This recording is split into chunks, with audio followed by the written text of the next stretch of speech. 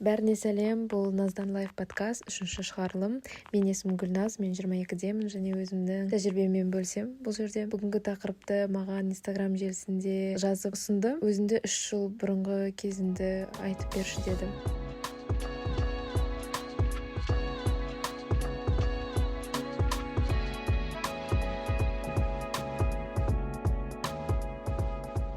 Қарап отырсам, бұл 2021.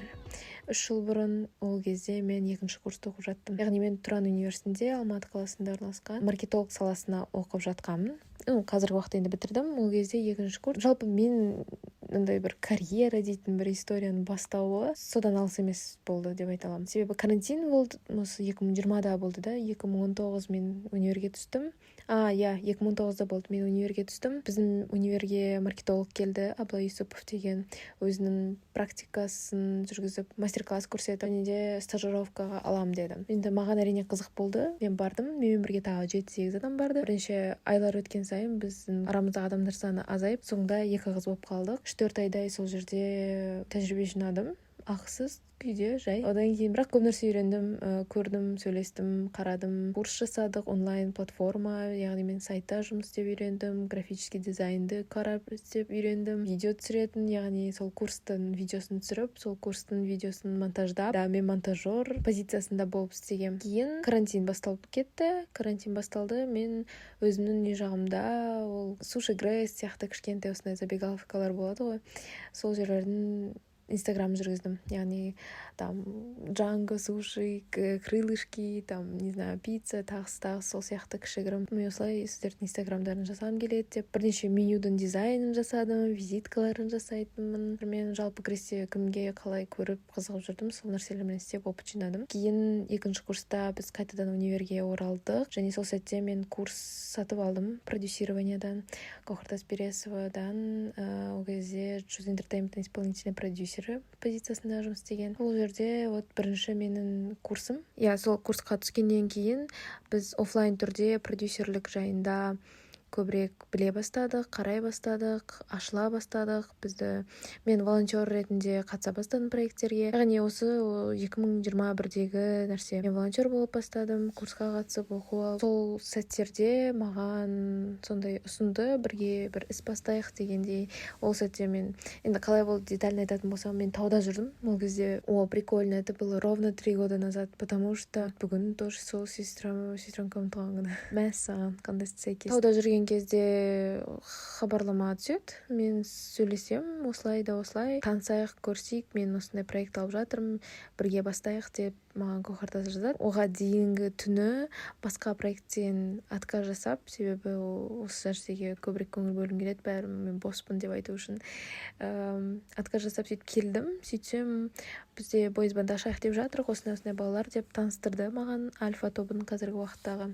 Тез болып кетті дейтін едім. Деталях енді айту өте ұзақ болар, бірақ есіме алып отырсам, сол сәттен бастап осы қазіргі кезге дейін менде уақытым тез тоқтау болмады деп айта аламын. Сол бір бастаған сәттен бастап бізде күнде собрание, күнде жаңа ойлар, жаңа идеялар, яғни жұмыс. Және осы 3 жыл бойы мен өте үлкен опыт жинадым. Бастауында сол маған енді ұсынып, біз енді танысып жатқан сәттерді еске алатын болсам, мен супер зеленый деп айтады ғой, дым білмейтін, бәріне бірақ ашық. Мен негізі өте наивныймын. Қазір де сондай шығар мүмкін. Бірақ ол кезде одан да наивныйлау, аңқау мүмкін. Мені көндіру оңай болатын. В целом, я вообще не проблематичный человек. Қызық факт. Мен жалпы өте кеш, бір косметика деген нәрсеге қызыққам. Өте кеш, яғни, енді білмеймін, салыстырмалы түрде кеш шығар, себебі мен боянып тек осы жақында 2 жыл бұрын ғана бастадым.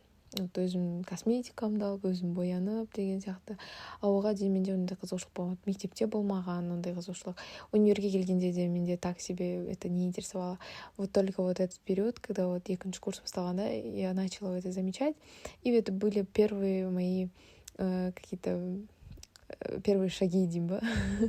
Бірінші косяктың бәрі сол кезде болған. Наверное, бар суреттер ол кезден, когда у меня брови такие очень не очень ну бұның бәрі тәжірибе, қазір күліп еске алатын заттар ғой. Ол кезде мен қалаға осы жұмыстармен келіп отыратынмын. 2 сағат жол жүріп, 2 сағат қалаға, потом 2 сағат обратно үйге. Мен енді, конечно, грубо сейчас говорю, но если трушно айтатын болса, ол жақта там 1 сағат 35 минут, наверное, жол алады да, мысалы. Разный ситуациялар болады. Егер пробкаға қалып қалсам, егер біраз адасып қалсам көшелерде, то по-любому 2 сағат алдын ала есептеп шығатынмын всегда. И қайтар кезде дәл солай. Метро жабылмаған болу керек, чтобы успеть, да.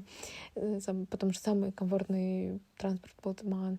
Дальше еще на такси отыратынмын попутчикпен. Қалай қорықпадым, қалай шаршамадым деп қазір ойлаймын.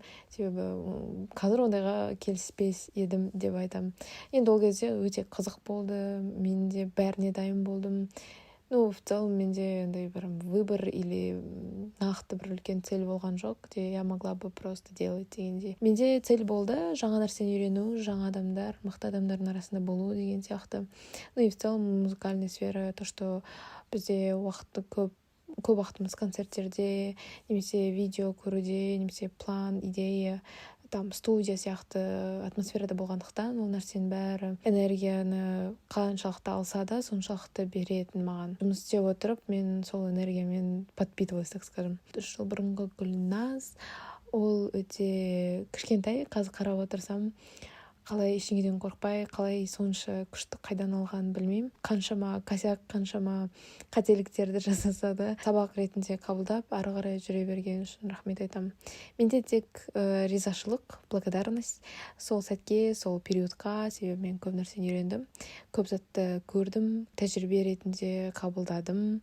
Адамдармен де сол уақыттан бастап көбірек ашылып, амандасып, танысып бастадым. Менің ойымша ең керемет нәрсе бұл өзіңді болашақпен және де өткенмен салыстыру. Яғни өткен уақыттағы өзіңді есіне сала отыра, қазіргі келген жағдай, да, мысалы қазіргі менің статусым. Қазір мен қалада тұрамын, мысалы. И это очень такой ключевой фактор, наверное, который держит в тонусе. Берілмеуге, опять-таки, сол бұрынғы шаққа оралмауға, я. Себебі есіме салатын болсам, мен автобусқа, мен автобуспен әрине жүремін, бірақ та сол кездегі өте неприятный ситуациялардан кейін менде үлкен триггер алып қалды, автобустарға отырмау деген момент солай болып қалды, что я отказалась. Все, сол уақыттан бастап мен отырмаймын деп шештім. Сол бір деңгейді ұстап тұру үшін көп жұмыс істеп, абайлап жүру меніңше өте маңызды болды. Бұрынғы уақытқа кішігірім саяхат ретінде ұнады деп ойлаймын, айтып берген историялар. 3 жыл бұрынғы өзімді есіме салып отыра, хотелось бы сказать, что рахмет, өте үлкен рахмет айтамын сол Гүлназға, берілмеген үшін, өзіне сенімін жоғалтпаған үшін, өзін жоғалтпаған үшін, сәл уақытқа болсын терді дұрыс қабылдай білген үшін, және де сол үйренген заттардың бәрі қазір маған қатты көмектесіп жатқан үшін рахмет айтамын. Көп рахмет. Бүгінгі тақырып ұнады деген ойдамын.